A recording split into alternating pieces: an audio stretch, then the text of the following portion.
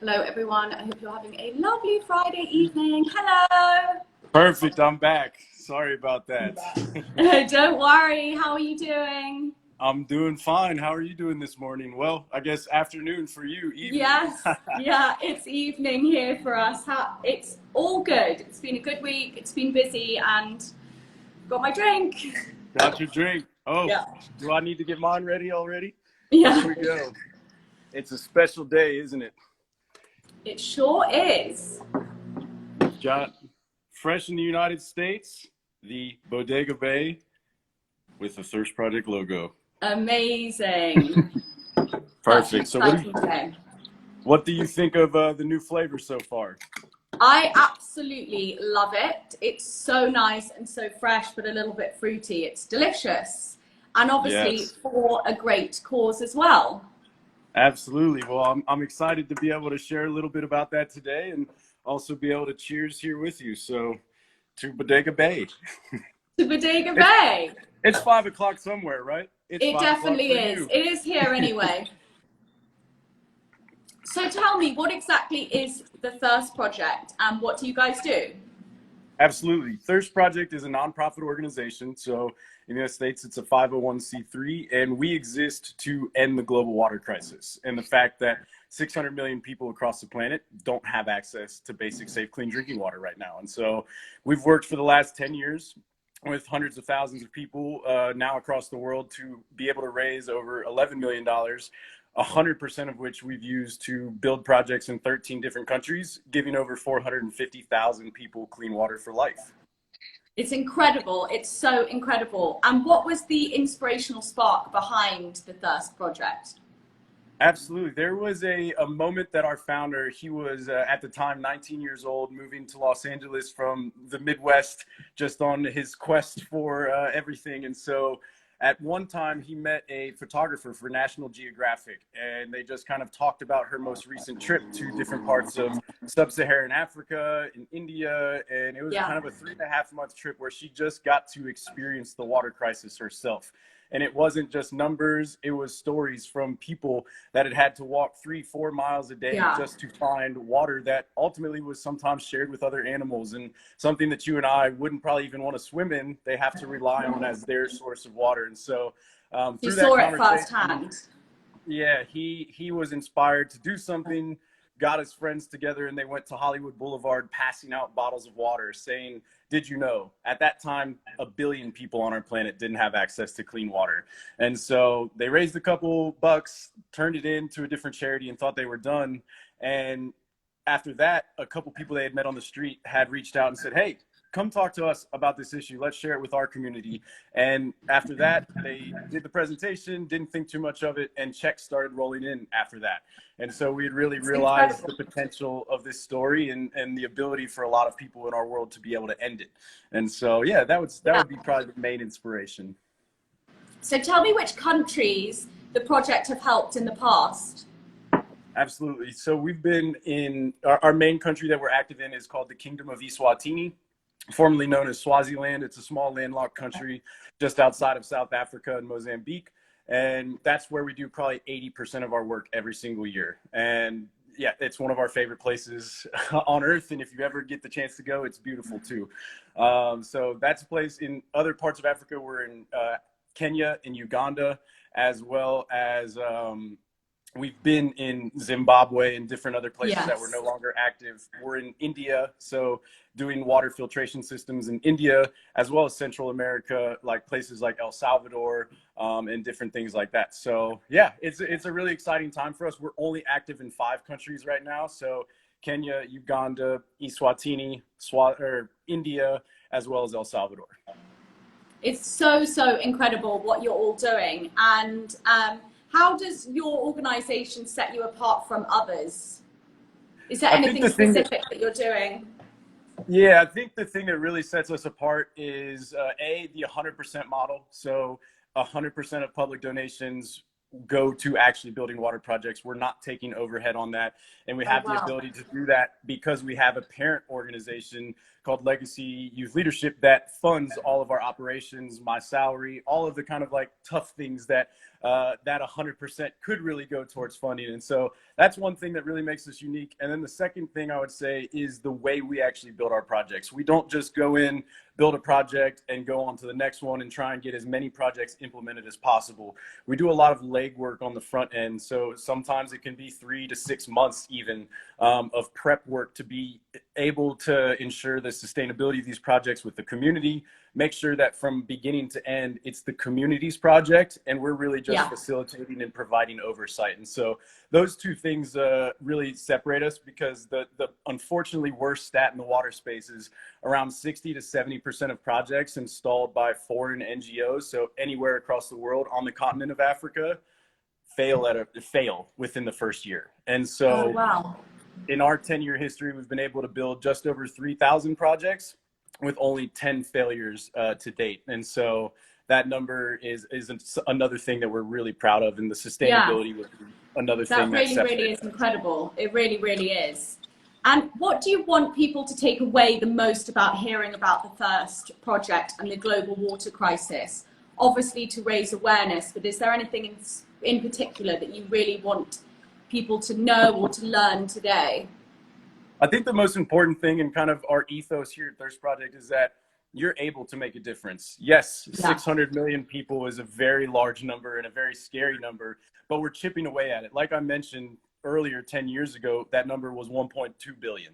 And so we're definitely making progress on this. And something as simple as $25 can give someone clean water for life. Not $25 a month, not $25 every year, but $25 one time can give one person clean water for life. And so something that we really like to preach at Thirst Project is you are ready and able to make a difference today. Everyone to make a difference, absolutely. I think it can be quite daunting it can be quite daunting to think, you know, how can you help? You know, is there anything you can really do? Would it make a difference? But obviously it really does make a difference. There are so many smaller things that we can do that really do help.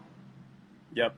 Yeah, that's definitely it. And even small things make a major difference. There's no donation is too small. Like you've seen, 1% from Bodega Bay goes to Thirst Project, but that 1% can change lives every single day. As little as 50 cents can give one person 1 year of clean drinking water. And so there's really, every size can fit. There's no one way to do it. And we really just encourage people to take the first step, because that's really the biggest one in really starting to make a difference on issues is just getting started. Absolutely, yeah. And to also learn about the brands that are supporting as well. So, you know, I think it's such an amazing thing what Bodega Bay are doing, and, you know, you're buying a drink for yourself, but you're also helping others in return, which I think is such an incredible concept.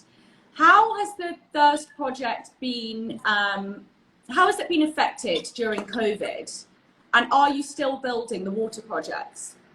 Yes. So back in March, it was a very interesting time for us. So we had to shut down a lot of our programs here in the United States in terms of fundraising programs, just because everything was shut down. We couldn't gather people. We couldn't host events, things of that nature. So everything that we had kind of planned in terms of this year had either been put on pause or had to be retooled to be virtual. And so that was a really difficult thing to do. Our team met the challenge head on, took pretty much the whole summer to rebuild everything and make it virtual, but it turned out really well.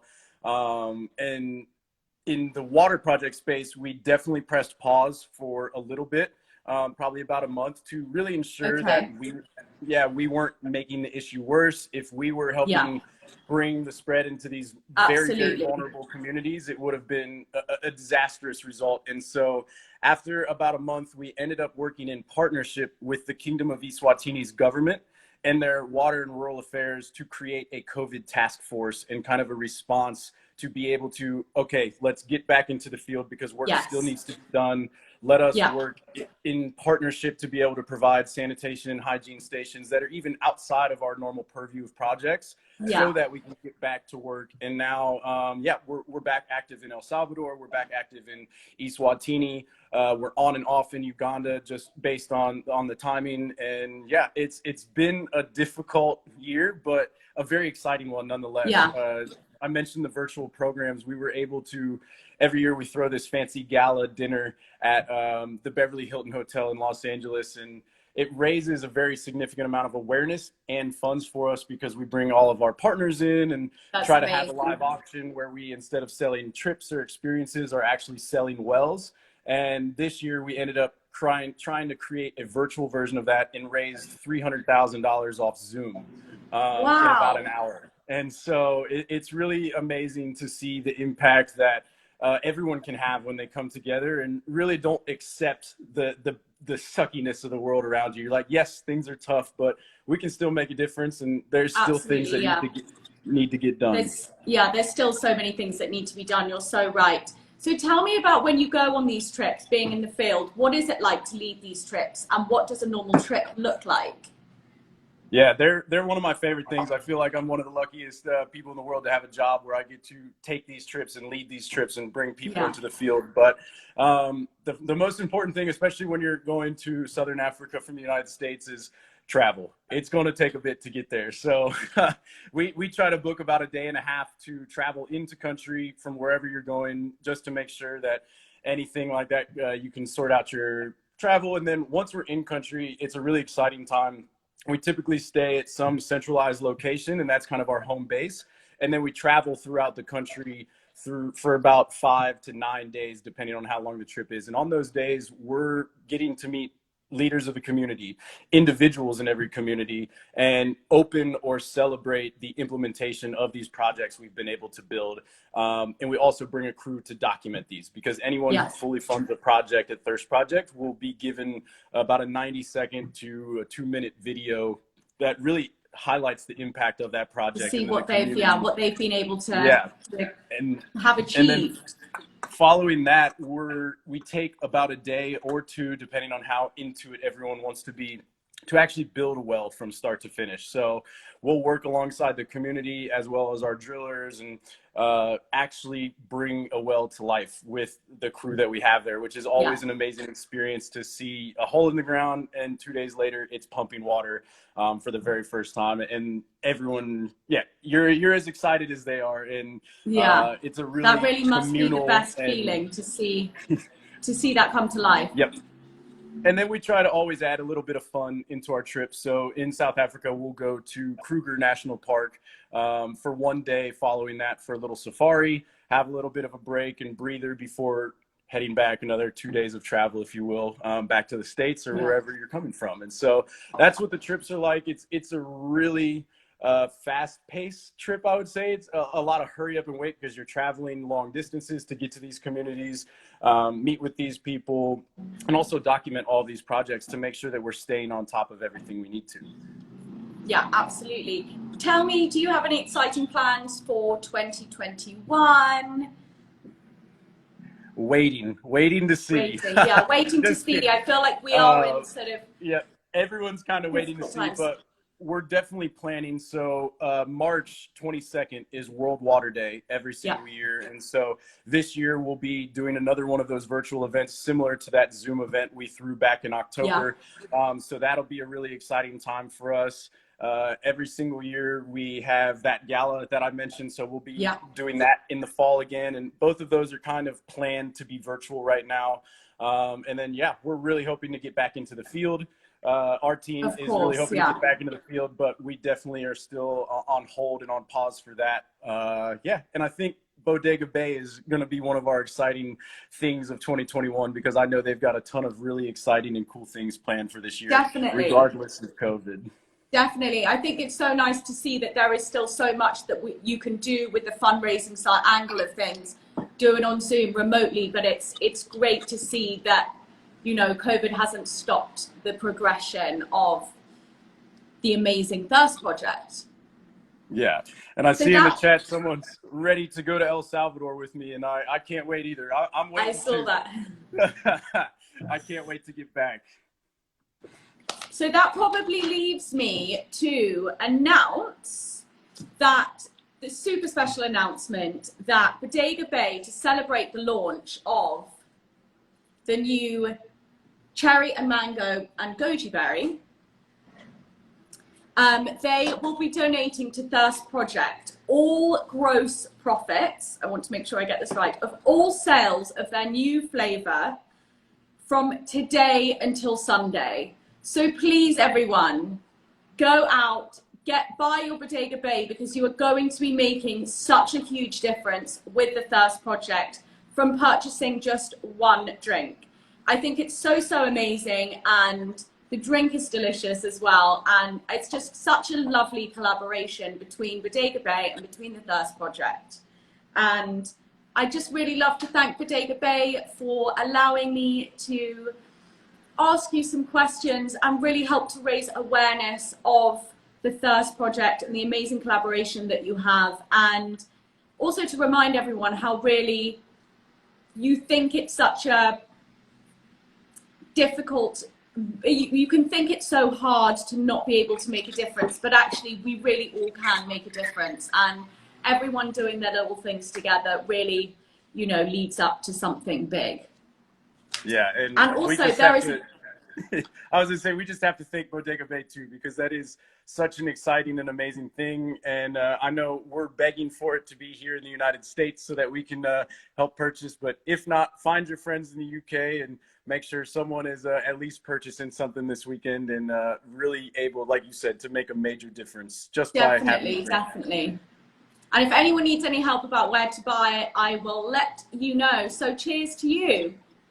Cheers. And cheers to Bodega Bay and the Thirst Project. And there is a party happening after this, and Charlotte DeCarl is going live for a DJ set at 6 p.m. So lots of fun in store for us here this evening.